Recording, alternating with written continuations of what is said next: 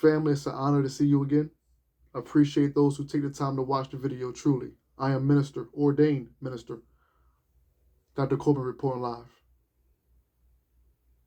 You know, family, as I sit back and I prepare this presentation, I promise you it's going to be a special presentation because it won't be as long as my usual ones, but still impactful all the same.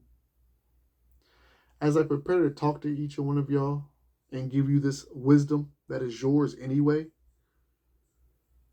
I wonder, do each and every one of y'all watching right now realize how magical you are, how divine you are?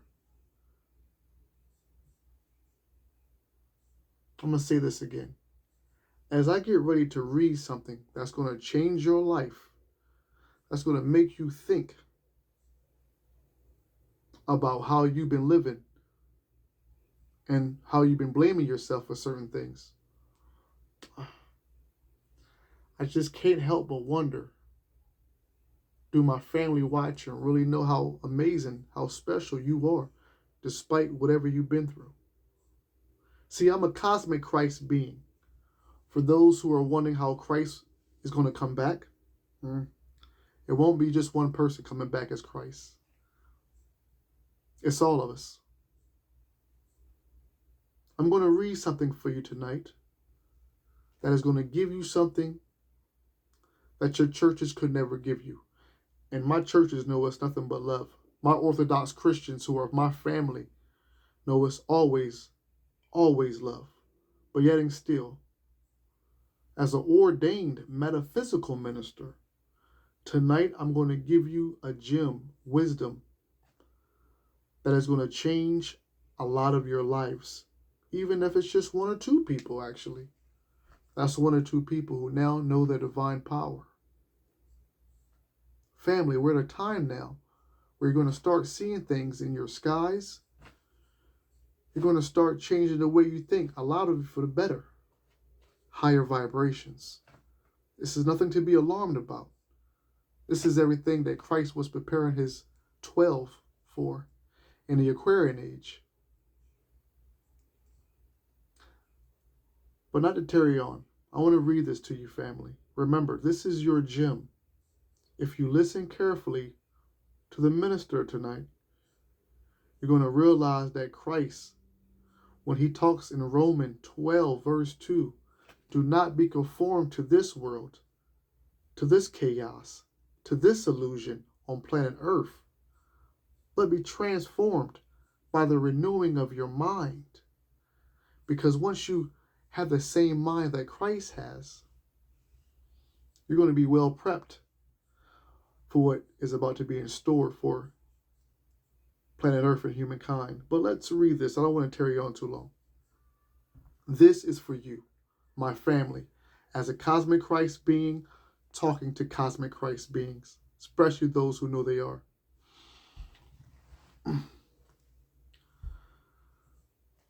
Man is inherently master over everything in his own life, because the principle of his own being contains the possibility of complete mastership. And the realization of this principle produces the attitude of self-supremacy. Man, I know, I just have a feeling I got some Christian family in here watching. So I want to read that again. Man is inherently master over everything in his own life. I do believe maybe in Genesis, I give you dominion over this world to subdue it. But anyway, man is inherently, that means you, mankind. Man, one man. Man is inherently master over everything in his own life, because the principle of his being contains the possibility of complete mastership. And the realization of this principle, and the realization of this principle produces the attitude of self-supremacy. I'm going to stop right there. You are sons and daughters of the Most High, the one you call God. God is all good. So if you are children of God by inheritance, you are inherited to that good. But did you read the last part, family? And the realization of this principle produces the attitude of self-supremacy. You cannot benefit, or you cannot get the benefits of being a child of God if you don't realize it.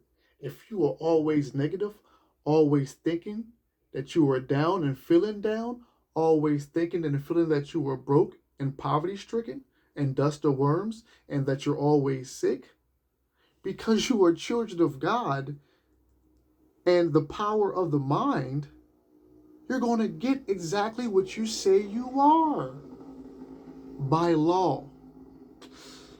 Now, let's read on, please. Now, thank you for your complete focus and patience. To remove the attitude of self-submission, man must cease to believe that he is controlled by environment and must establish all his thinking upon the conviction that he is inherently master over his entire domain. Let's bring it back once again to, I believe, Genesis, right, my Christians?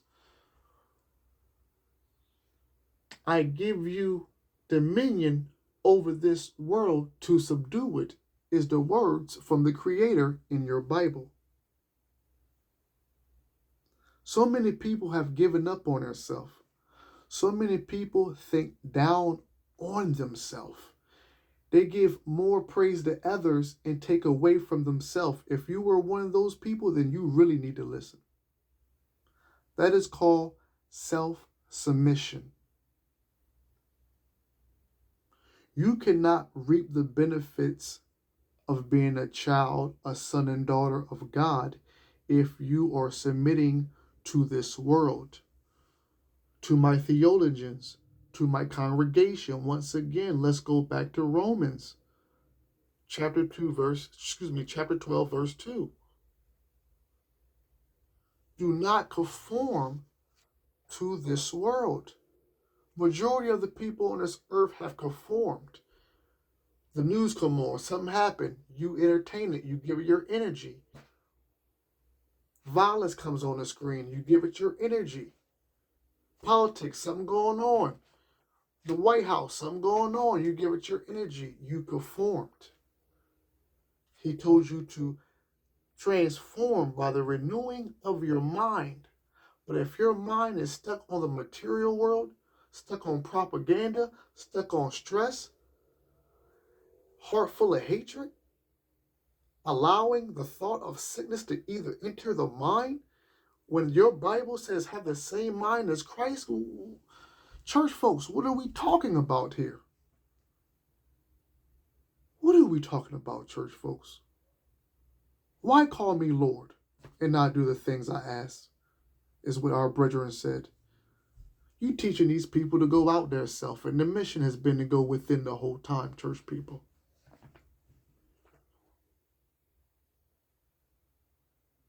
When man ceases to believe that he is controlled by his environment, he departs, he leaves from a belief that is detrimental.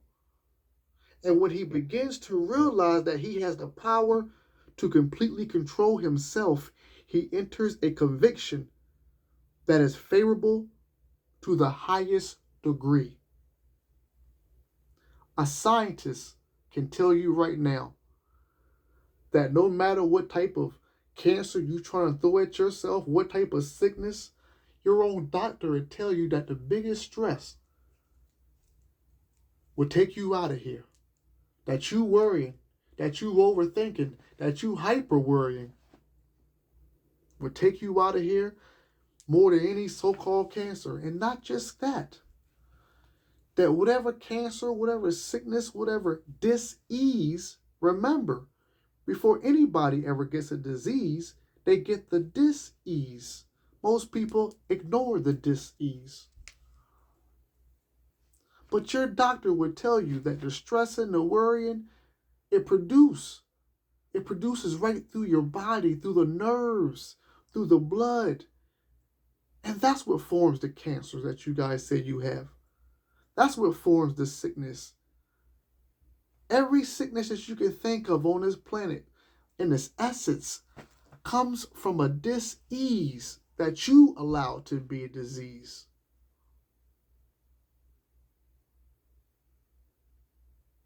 When man ceases to believe that he is controlled by environment, how many out there you can be honest? The minister can. I said, how many of you out there can be honest? The minister can. There's been many times that the minister said many times in my youth coming up, and even in my young adult, even years ago, man, I'm always going to be here. I'm always going to be in this town. I'm always going to be in this city. I'm always going to be stuck. I can't go nowhere. That's what the minister said back in the day. And that's exactly what happened. The fear of me not going nowhere kept me right where I was. Your mind is your zip code. But is there anybody out there who have left their hometown after being stagnant? After thinking they couldn't leave? There's nothing wrong with your hometown, is what the minister's saying. But if you know that you want to leave and you make every excuse not to leave, but for my people who left and actually got up and did their thing, the rainbow was at the end of the road. There was a pot there, right? That pot was filled with gold. You made it, is what the minister's saying. You accomplished your goal, is what the minister's saying. You believed in yourself, mission accomplished, is what the minister's saying. But if you think you can't go nowhere, then guess what? You can't. If you think you can accomplish, whether your own house, whether being a truck driver, whether starting a career in acting, if you can see it, you manifest it, then you're on your way.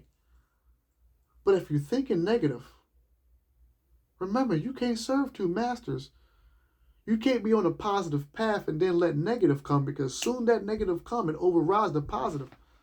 Unless your mind is really trained, you got to have the same mind as Christ.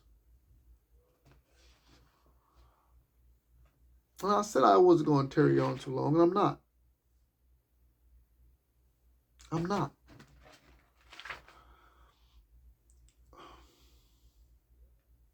Christ was a waymaker. The one you called Jesus was a waymaker.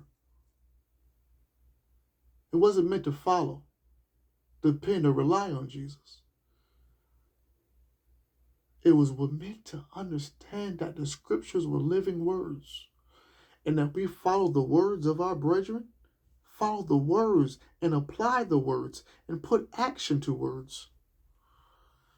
And those living words in that Bible would have gave us results. And for many of us, they did. For me, Romans 12. For me, Luke 17, verse 21.